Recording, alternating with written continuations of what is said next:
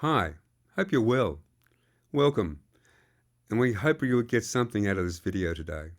Today we're talking about being a session musician. And that's for people who are thinking about going into the business in that area, and also people who've been doing it for a little while and wanting to improve and grow. I'm going to offer you some of my tips and thoughts as to why I hire session musicians and what I look for. I've also asked 5 friends to add their input into this video to really make it something that's got some meat to it. Some points you can take away from a variety of producers, engineers, composers, arrangers, people who use session musicians and have for a while. 3 of the people who have asked to contribute have actually given their information in writing. I'm going to summarise some of what they've given us in this video. The transcript of their full offering will be in the description below. Those 3 people are David Pendragon, who's a producer and mixing engineer in Canberra,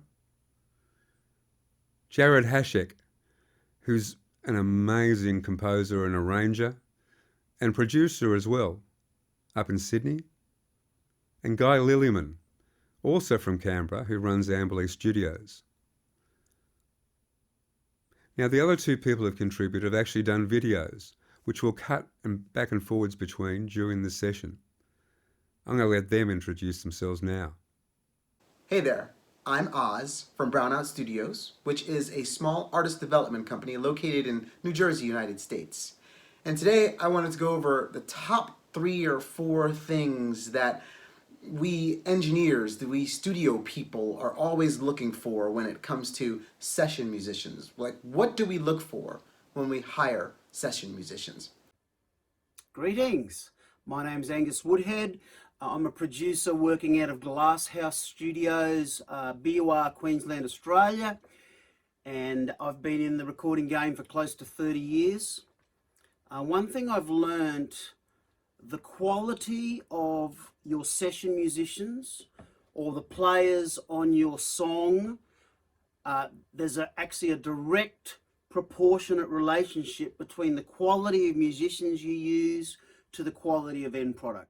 There's a lot of people that can play an instrument. There's a lot of people that can do, a pretty decent job. But finding that right guy or girl that can just really just nail a track every time, it doesn't matter what you seem to throw at them, and they just get the style, the performance is just absolutely on point.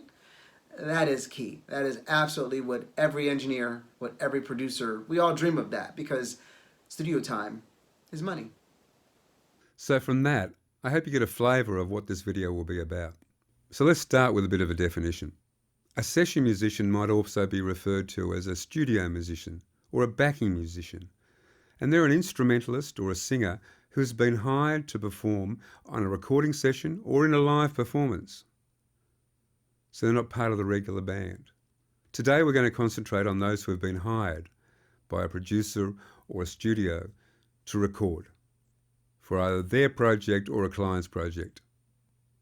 Now that could either be people being hired to come to a studio and be working in the studio with the producer or mixing engineer and the client, or those who are working remotely, those who have their own facilities and gear somewhere else. One thing before we kick off, I'm not going to talk about fees or prices today. That's really individual stuff. A range of factors come into play when you're starting to work out your fees. And you should consult people and check it out and negotiate your fee depending what you need, what you want, and what they're willing to pay. Now, being a bit older and been doing this for a while, I've been hiring session musicians for a number of years, both remotely and in studio time. So the things I'm giving you are from experience. David Pendragon has been doing it for a long time too. In fact, in his transcript, you'll see that I think it was one of the first projects that was done over the internet, was one of his. Angus and others have been working with session musicians for a while too. So all of us are bringing something to the table that hopefully will be of use to you as you develop in this area for yourself. So let's get started. In 2011, I organised a day seminar up in Sydney called Empower Your Musical Career, and a number of guest speakers and information, that were a real download of information over the whole day. And one of the video pops I had was from Tommy Emmanuel. Now, in that video pop, what he said was, turn up, be on time, and do your best. That was really all he said. It doesn't sound much, but when you drill down into each of those points, you find there's a lot of meat there, and it's a good little saying to keep in mind for the future. For example, to turn up means you actually have something to turn up for. You've got a booking. You've been booked. You've done the marketing or contacting or networking to actually get someone to book you in. The second point, to be on time. Sounds simple, but I want you to listen to what Osie says about this and the way he explains it. Now, when I say on time, I really mean, of course, being actually on time for the session. That's kind of important, right? Usually being there a little early, having your acts set up, whatever type of instrument that you play, having that ready to rock and to roll at a moment's notice. That's kind of important. Having fresh strings on that instrument if it's a string instrument. Vocally, being warmed up, being ready to rock and to roll vocally, so that you don't have to, take time out to clear your throat or those kinds of things. Being well rested so that you can actually do the performance and do a great performance. Those are all part of being on time, because if you are sick, then there's no way you can be on time, right? But then also, you need to be musically on time. Man, I cannot tell you how important it is to, if you're in the middle of a great groove, to be able to groove along with it, whether that's a jazz type of a style where you're laid back a little bit in the mix of the song, but being able to just blend perfectly with that timing of the piece, it just makes all the difference in the world. So being on time is very important. Do you get it? Great points, aren't they? If you think so, put a little thumbs up in the comments below. We like to have this as interaction. And by the way, if you have any questions, please leave them in the comments below, because we will get to them. I will get to them. I will answer them. And if it needs one of the others to answer, I'll refer them on and ask them to contribute back again. Now, the third point was do your best. There is a range of things around doing your best. It means you're practiced. It means you're ready. Jared, in his contribution, says they need to be exceptional at their instrument in the style by which we are recording. That's a good little message for you to have. Angus puts it this way. It's quite important that the session musician is a good quality player. They need good quality instrument by all means, but they also need to play quite well. I've just found that the quality of the player has a direct proportion to the quality of the end result. So just make sure the session player, I always look for someone that's a good, competent player. Now, they don't have to be a world beater, but they just have to be a decent quality player. If they're playing guitar, shape the chords nicely and just, play the instrument cleanly without slides and buzzes and rattles. So yes, just to be a nice player, a good quality player. And then Osie has this to offer as well. Another thing that's highly important when it comes to being a session musician is giving a great performance. I gotta tell you, there is just nothing that really makes a song amazing when you have the right phrasing. When your phrasing is just so well done, when it's just so heartfelt, and it just makes the performance makes the song. So being able to just really give the best heartfelt performance that you possibly can is key. It is just absolutely critical to having a great, just the song just gels well when all the performances are done great. So I can't stress the importance of actually having a very believable performance for what you do as a session musician. That'll get you hired over and over again, just because of the fact that every time that I call this guy or this girl, they just nail it. They just get it right every time. That performance is just absolutely exactly what I was looking for. It fit the song just perfect. So doing your best is not just doing your best on the day. It's the preparation, it's the practice, it's the performance.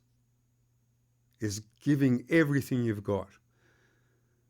I remember back when I was doing jazz performance at the Sydney Conservatorium, and one of the things that was drilled into us was live the lyric. Live it as though it's your story, in your practice and in your performance. Perform it. Sell it. Remember that music is about emotional connection. And when we're recording, we need that to come through the voice or the instrument to make it sell, to make it believable, to give it that little spark that makes it a bit extra, gives it that little vibe or groove that really makes the song sing. The next thing we want to talk about is know and highlight to us your best genres or styles. Another thing that's always important when it comes to being a great session musician and getting called over and over again is being able to know the genre well. And that means musically, we talked about that phrasing that you need to be able to do. Well, that phrasing is really because you truly understand the genre of music really well. That's key. It's critical because of the fact that what happens is if they're playing country and you're a rock musician, and so you're laying down all these great rock riffs inside of the track, it's great that you were able to do that, but it doesn't quite fit the genre really well because you're a rock guy, so I can't call you for country. So if you understand country really well, blues, or whatever the genre of the song that it is, usually I'm going to hire you because as an engineer, as a producer, I'm going to hire you because I know that you can do that style really well. I wouldn't hire you if I didn't think that you could do the style. But if you're a chameleon of sorts, you'll get paid over and over and over again just to come in because, hey, you know what? I know that you play guitar, and hell, anything that I throw at you, you do an amazing job at it because you understand the genre of song really well. In his contribution, Jared also talks about this in one of his points. Go and check it out.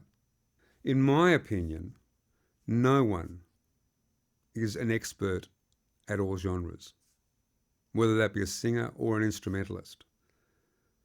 You might be good at a number of genres. You might have a feel for some certain styles. But you'll be good. No, you'll be exceptional. You'll be your best in one, maybe two at the most. Do you get that? Do you understand what we're trying to say? Really know what you're good at, that you're very good at. And let us know what that is. Promote that in your scree, in your bio, in your promotion, in your discussions. Let us know the other stuff too, but let us know the exceptional stuff, the stuff that we know we can rely on when we hire you. Now the next one, it's an area we have to cover because we've all had experiences in hiring people that have had a bit of an attitude. Remember that you are being contracted to do a job. It's a work for hire.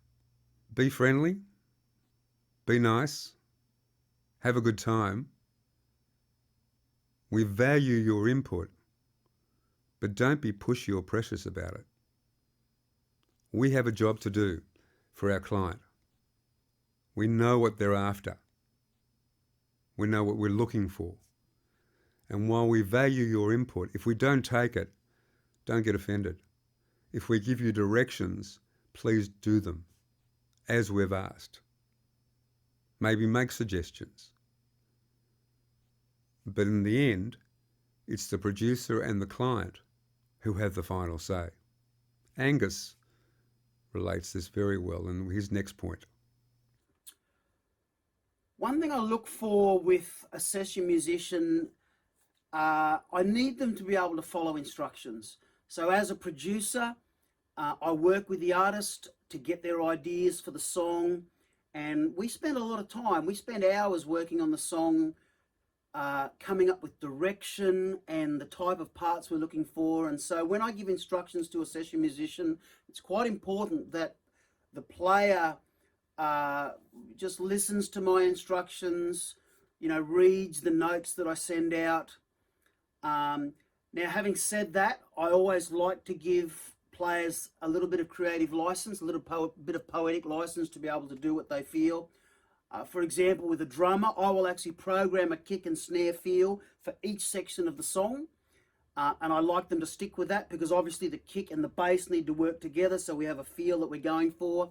But when it comes to the fills, what style of drum fills, I might just say, stadium fills or slow power fills, or I might say, double stroking on the snare, or I might just give some basic instruction like that. But I'm open to the player to put their flavour into it a little bit. We want them. We're using a good quality player. We want the player to have a little bit of influence, a little bit of stamp, a little bit of their sound onto the recording. So follow my instructions well, but still have the creativity to be able to just enhance the song and add to the song. The reason we've chosen this player is because we like what they do, we like their sound, we like how they play. So we want them to have a little bit of license to be able to put their stamp on the song. So follow directions. Add your input, be creative, but follow directions. Do your job that you're hired for. That's what a session musician is all about. That's why we need session musicians. An exceptional session musician will get the job done. Jared works with a lot of classical musicians. In fact, in my opinion, Jared's one of our leading string arrangers. He can write parts, go into the studio with a section, and come out with a beautiful string arrangement recorded for a client or for someone who's hired him to do that. I happen to agree with him that a good session musician will pretty much get it the first time round, but definitely get it by the second or third take. We need to have that down that quick. Time is money for our client and for us in hiring you to do the job. As well as that, being able to repeat what you do, whether it's notated and you've added some creative flair or it's an improvisation, is really important. And Osie's got a good point on this. The next thing that I think is highly important as a session musician is being able to play a riff more than once. Being able to play or sing a riff more than once. You see what happens when you're in the moment, when you're in the heat of that particular section of the song. And sometimes you might do something that's just like absolutely incredible, and it's perfect, except you made a slight mistake or the timing was just a little off or whatever the case may be. Being able to do it twice is highly important, because then you'll need to you can actually cut in just into that particular part of the song and do that riff again. Just do it exactly right this time, because that was perfect. The idea was perfect. And so we need you to sing it again or play it again, and being able to do it more than once is highly important. So, it's another good point, isn't it? Being able to repeat what you do. I wonder how many times in a situation you've improvised and you've had a go at something and it's come up and bang, you've nailed it, except for that one little bit, as Osie's mentioned. And then you're trying to repeat it. It's a skill, but it's a great skill to have. And if you can do that, man, you're going to get hired. In fact, if you've done all these things, if you can do all these things, you'll be hired again and again once people know about you. And that leads to this final general point section. Our industry, as you all probably know, is based on referrals, it's based on networks, it's based on relationships. You can be the best musician in the world, but if people don't know about you, you're in your bedroom playing to yourself. So take the time to properly structure your information, properly structure your promotion. But once you've got it there, get out. Start contacting people. As Jared said, go and have a coffee with someone and buy them lunch. And do it again 6 months later. Build the relationship. It might take a while. Take some of the information we've talked about and put it together in a way that is appealing and of interest to us. And back it up with referrals, samples, whatever else is needed. Have a look at Guy's transcript about what he looks for in a session musician. When he's looking out there, when he's going out and trying to find a session musician. He's got a couple of really good points there in the way he goes about that process. Okay, in this second part of the video, we're going to talk specifically about those wanting to be, or those who are remote session musicians, those who are doing it from their own place or their own facility. Now, the way I work with session musicians who are doing it remotely is firstly there'll be the contact.